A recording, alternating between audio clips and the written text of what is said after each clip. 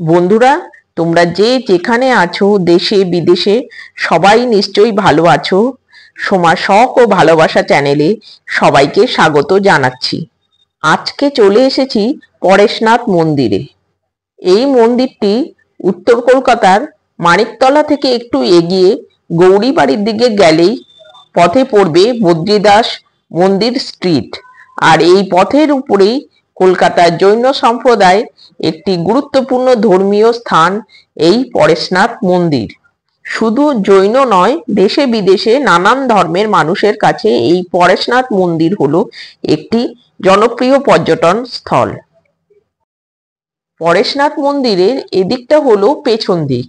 গাড়ি বা বাইক নিয়ে এলে সুন্দর এখানে পার্কিং এর ব্যবস্থা আছে। পরেশনাথ মন্দিরের গেটের দিকে যেতে গেলে পরেশনাথ মন্দিরের দেওয়ালে এই সুন্দর চিত্রাঙ্কন এবং জৈন সম্প্রদায় বিভিন্ন বাণী এখানে লেখা আছে। দুদিকে দেওয়াল জুড়েই এই বাণী ও চিত্র দেখতে পাওয়া যাবে। পরেশনাথ মন্দির চত্বরে 4টি মন্দির আছে। প্রথমটি হলো শ্রী শীতলজি মহারাজের মন্দির ও বাগান। এই মন্দির সকাল 6:30 থেকে দুপুর 12টা এবং দুপুর 3টে থেকে সন্ধ্যে 7টা পর্যন্ত খোলা থাকে। পরেশনাথ মন্দিরের মূল মন্দিরে চলে এসেছি। এবার গেট দিয়ে প্রবেশ করলাম। গেট দিয়ে ঢুকে বাঁদিকে তাকাতেই অপূর্ব সুন্দর এক মন্দির দেখতে পেলাম। আর ডান দিকে বাঁধানো এই পুকুরটি রয়েছে। এর মধ্যে প্রচুর পরিমাণে মাছ রয়েছে এবং কচ্ছপ রয়েছে। যেহেতু জৈন ধর্ম অহিংসার প্রতীক, এখানে মাছ ও কচ্ছপ ধরতে দেওয়া হয় না। মন্দিরের দিকে এগোতে গিয়ে মন্দিরের বাঁদিকের চত্বরে এই দোকানটি দেখলাম। পরেশনাথ মন্দিরটি 1867 সালে রাই বদ্রীদাস বাহাদুর মুকিম নামে এক প্রভাবশালী জৈন ব্যক্তি এই মন্দির স্থাপন করেন। এখানে ওনার স্ট্যাচু রয়েছে। উনি হাত জোড় করে মন্দিরে ভগবানের দিকে তাকিয়ে রয়েছেন। এই মন্দির প্রতিষ্ঠার দায়িত্বে ছিলেন শ্রী কল্যাণ সুরেশ্বরজি মহারাজ। পরেশনাথ মন্দিরের ভেতরে ফটো এবং ভিডিও তোলা সম্পূর্ণ নিষিদ্ধ রয়েছে। আমি বাইরে থেকে ভিডিওর মাধ্যমে তোমাদের দেখাচ্ছি।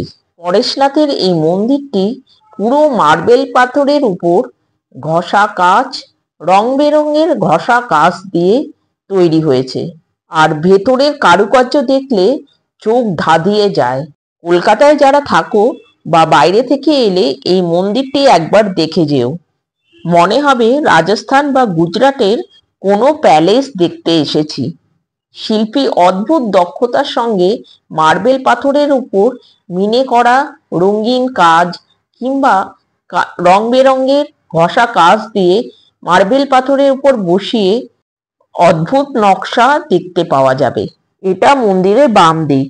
এখান থেকে তোমাদের মন্দিরের কারুকার্য দেখাবার চেষ্টা করলাম। পরেশনাথ মন্দিরের ভেতরে একটি ঘিয়ের প্রদীপ আছে। বলা হয় যে এই প্রদীপ 1867 সাল থেকে এখন পর্যন্ত জ্বলে আসছে। মন্দির চত্বরে ভেতরে ও বাইরে সমস্ত অঞ্চল জুড়ে অনেক ফুলের বাগান ও পুরনো ফোয়ারা রয়েছে। বাগান জুড়ে অনেক ইউরোপিয়ান ধাঁচের স্ট্যাচু দেখতে পাবো। হাওড়া বা শিয়ালদা থেকে এই মন্দিরে আসতে হলে মানিকতলাগামী যে কোনো বাসে উঠে মানিকতলা ক্রসিং এ নেমে 7-8 মিনিট হাঁটলেই এই মন্দিরে পৌঁছে যাওয়া যাবে। মেট্রো করে এলে শোভাবাজার মেট্রো স্টেশনে নেমে অটো করে গৌরীবাড়ি স্টপেজে আসতে হবে। এই পরেশনাথ মন্দিরের বিশাল বাগানে অনেক বসার জায়গা আছে। এই গরমকালের সুন্দর একটা বিকেল এবং সন্ধে সপরিবারে কিংবা বন্ধুদের সঙ্গে এখানে এসে অনেকটা সময় কাটানো যায়। এই পরেশনাথ মন্দির চত্বরে প্রচুর মানুষ ভিড় করেছে।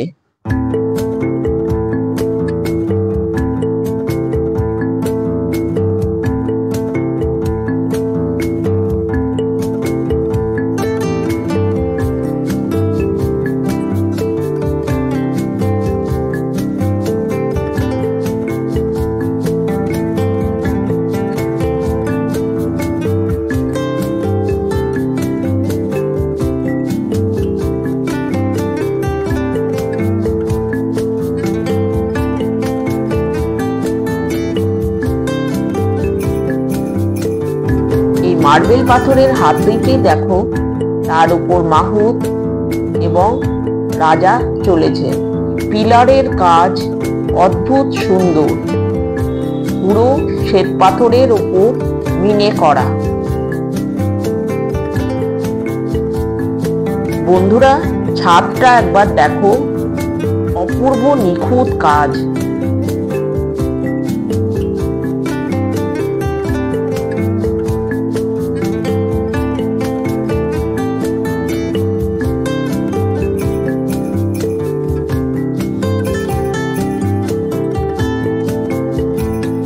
এই শীতলনাথজি মন্দির থেকে বেরিয়ে বাঁদিকে চন্দ্রপ্রভুজির মন্দিরে এলাম।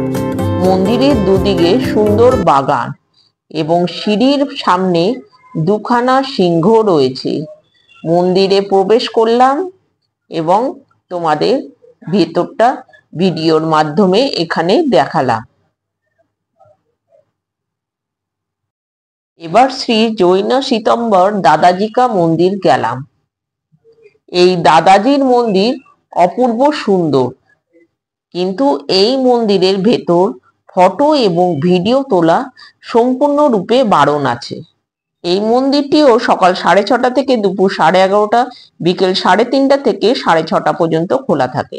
এই দাদাজি টেম্পল ও গার্ডেন কলকাতা গ্রেড 1 হেরিটেজ। কলকাতার একটা সুন্দর মন্দির এবং মন্দির পরিবেশে অনেকটা সময় কাটিয়ে এবার বাড়ির দিকে রওনা দিলাম। আজকে তাহলে এই পর্যন্তই। তোমাদের পরেশনাথ মন্দিরে ভিডিও দেখালাম। ভিডিওটা যদি একটু ভালো লাগে লাইক কমেন্ট করে দিও, বন্ধুদেরকে শেয়ার করে দিও, নতুন যারা দেখছো চ্যানেলটা সাবস্ক্রাইব করে দিও। সবাই ভালো থেকো, সুস্থ থেকো, আনন্দে থেকো। আবার দেখা হবে নতুন একটা ভিডিওতে।